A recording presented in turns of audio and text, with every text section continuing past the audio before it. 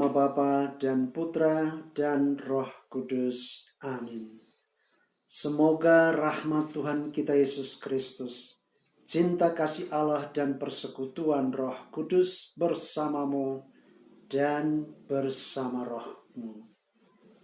Saudara-saudari yang terkasih, saya berharap bahwa sebelum Anda mendengarkan homili Minggu Biasa ke-21 tahun B hari ini, saudara-saudari telah membaca Injil minggu ini yang diambil dari Injil Yohanes pasal 6 ayat 60 sampai 69. Demikian pula bacaan pertama yang diambil dari kitab Nabi Yosua pasal 24 ayat 1 sampai 2, ayat 15 sampai 18.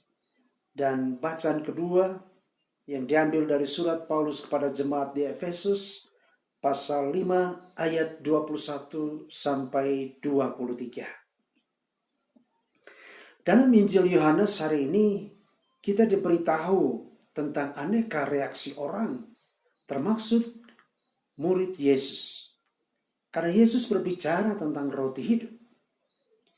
Yesus tidak lagi berbicara tentang mukjizat, perbanyakan roti yang dia lakukan dan mengenyangkan mereka untuk sekali makan saja. Tetapi lebih dari itu, roti yang mendatangkan kehidupan kekal. Roti yang diberikan Yesus adalah dirinya sendiri, hidupnya sendiri. Ia berkata, barang siapa makan roti ini, ia akan hidup selama-lamanya. Injil Yohanes pasal 6 ayat 58. Mendengar kata-kata Yesus itu terdengar reaksi ini. Perkataan ini keras. Siapakah yang sanggup mendengarkannya? Saudara-saudari yang terkasih, saya mengetahui ada di dalam keluarga anak-anak yang dimarahi oleh orang tuanya, lalu kemudian kabur dan tidur di rumah tetangga atau tidur di rumah orang lain. Tetapi saya juga mengenal beberapa anak yang meskipun dimarahi oleh orang tuanya, tetapi mereka tetap berada di rumah. Karena mereka yakin dan percaya bahwa mereka dimarahi karena melakukan kesalahan. Dan orang tua mereka memarahi mereka untuk suatu tujuan yang lebih baik. Supaya mereka menjadi orang yang baik di masa yang akan datang. Dalam Injil tadi dikatakan setelah mendengarkan hal itu, banyak murid-muridnya mengundurkan diri dan tidak lagi mengikuti dia. Injil Yohanes pasal 6 ayat 66. Saudara, mengikuti Yesus ternyata berat. Karena Yesus memakai standar moralitas yang tinggi. Maka Yesus mengumpulkan ke-12 murid yang telah dipanggilnya dan secara langsung dan terus terang dia bertanya kepada mereka, apakah kamu tidak mau pergi juga? Atas nama ke-12 murid Yesus, Petrus menjawab, Tuhan, kepada siapa kami akan pergi? Perkataanmu adalah hidup yang kekal. Yang membuat ajaran Yesus itu terasa berat, karena orang lebih mementingkan dirinya sendiri. Mementingkan harta, kuasa, dan seks. Dan untuk itu mereka menghalalkan segala cara untuk memperoleh semuanya itu. Harta, kuasa, dan seks tidak salah. Tetapi cara memperolehnya haruslah benar dan sesuai dengan kaidah, etika, dan moral yang baik. Saudara-saudari, ajaran Yesus sangat mendalam dan tidak jarang oleh orang yang tidak percaya atau berkeyakinan lain merasa aneh, janggal, malahan menganggapnya bertentangan dengan hal-hal yang masuk akal.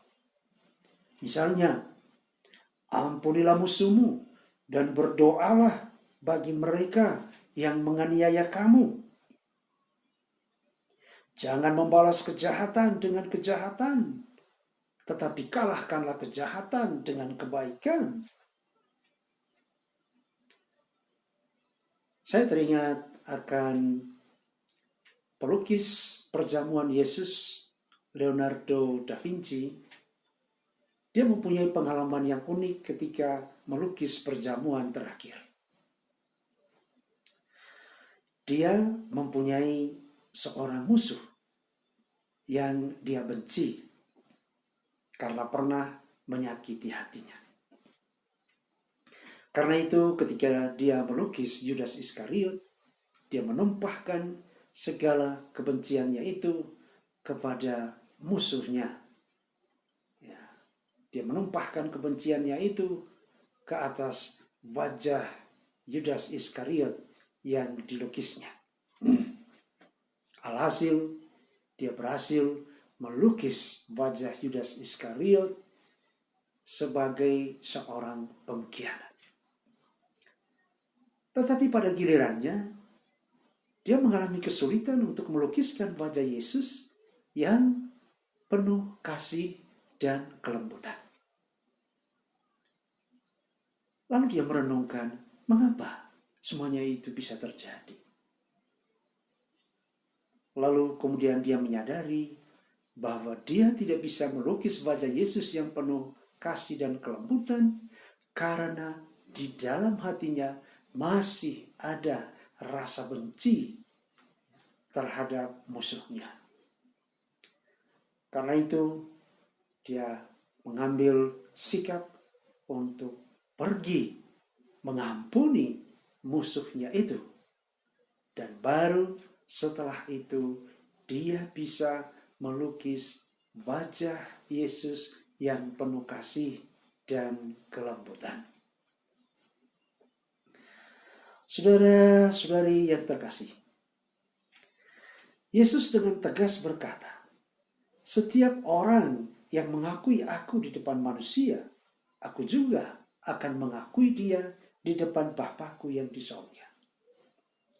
Tetapi barang siapa menyangkal aku di depan manusia, aku juga akan menyangkalnya di depan Bapa-Ku yang di sorga. Injil Matius pasal 10 ayat 23 sampai 33. Dengan sabda ini, Yesus mau menegaskan bahwa dia tidak mau berkompromi dengan ajaran yang disampaikannya. Karena dia adalah jalan, kebenaran, dan hidup itu sendiri. Sayangnya, ada juga orang Kristen yang ragu dengan hidup keagamaannya. Kalau dilihat secara teliti, ada hal-hal duniawi yang mereka kejar. Mereka takut kehilangan pasangannya, mengincar harta dan kuasa, dan hal-hal duniawi lainnya.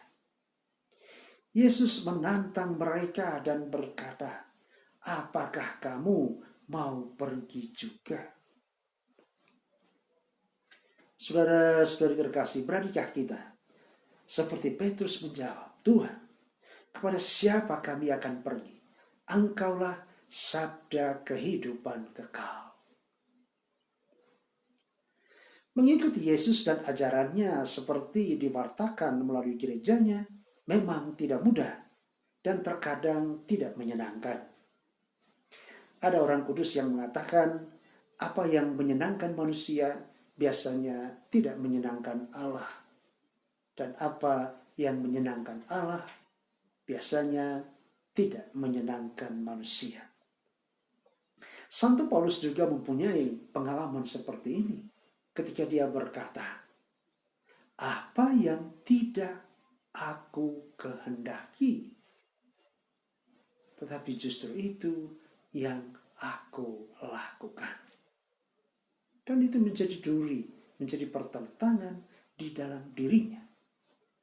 Dan dia berusaha untuk selalu mengalahkan dirinya dan mengikuti kehendak Tuhan, yakni apa yang baik, apa yang benar, dan apa yang berkenan kepada Tuhan. Ada satu hal mendasar yang harus kita perhatikan, yaitu mengenai hidup kekal. Untuk mencapai hidup kekal, tidak ada jalan alternatif, kecuali melalui Yesus. Aku adalah roti hidup. Barang siapa makan tubuhku dan minum darahku, ia akan memperoleh hidup yang kekal. Saudara-saudari terkasih, berbahagialah orang yang sungguh mau mengikuti Yesus, menjadi muridnya yang sejati, karena ingin hidup bersama Dia bukan dalam hidup sekarang ini saja, tetapi justru bersama Dia dalam hidup kekal untuk selamanya. Tuhan bersamamu dan bersama rohmu. Semoga Allah yang Maha Kuasa memberkati saudara sekalian, Bapa dan Putra dan Roh Kudus. Amin.